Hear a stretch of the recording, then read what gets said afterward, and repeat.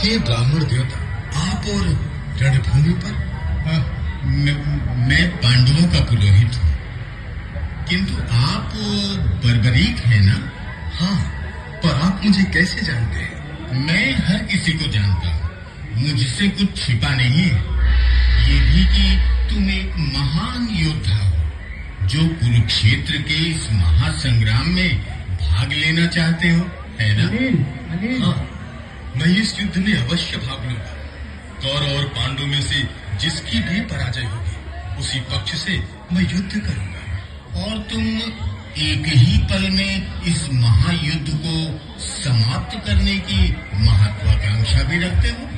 महत्वाकांक्षा नहीं ब्राह्मण देव, आत्मविश्वास, क्योंकि मुझे अपने बाहुबल, सामर्थ्य और अपनी तपस्या पर पूर्ण विश्वास है। मैं अपने एक ही बाण से महाभारत के इस भीषण युद्ध को समाप्त कर दूंगा। क्या एक ही बाण से तुम इस युद्ध को समाप्त कर दोगे? अरे भाई, ऐसा तो मैंने न कभी देखा और न ही सुना है। कहीं ऐसा तो नहीं कि आपको कोई अलौकिक शक्ति प्राप्त है? आप ठीक समझ रहे हैं ब्राह्मण देव। मुझे माता अपराजिता वैष्णवी से निर्बलों की सहायता के लिए महाविद्या प्राप्त है, जिससे मैं अजेय हूँ। मेरा वध कोई नहीं कर सकता। लगता है आपको विश्वास नहीं। होगा भी कैसे? आपने मेरी विद्या का कमाल जो नहीं देखा। आप कहें तो आपका संदेह मिटाने के लिए मैं अपनी विद्या का प्रदर्शन करके दिखाऊं?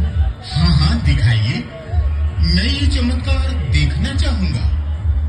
आप जो ये पेड़ देख रही हैं, इसमें कितनी पत्ती?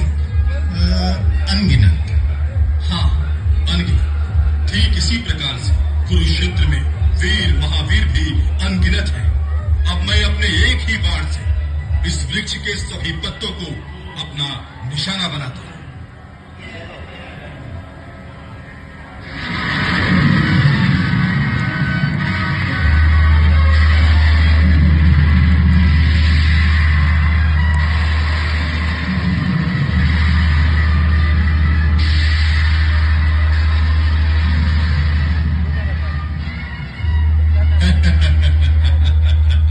कहिए ब्राह्मण देवता, अब तो आपको विश्वास हो गया ना कि मैं अपने एक ही बाण से विरोधी सेना के सारे योद्धाओं को पल भर में ही समाप्त कर सकता हूं।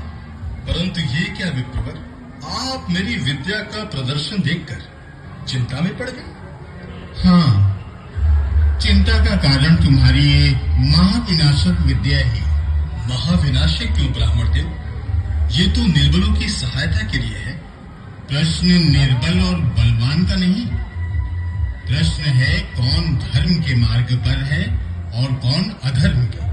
हे ब्राह्मण देवता, आपकी ये गूढ़ और गहन बातें मेरी समझ से परे है। मुझे तो बस दादी हिडिंबा ने यही सिखाया था कि तुम अपनी इस विद्या का प्रयोग निर्बलों की सहायता के लिए करना। चाहे वो अत्याचारी,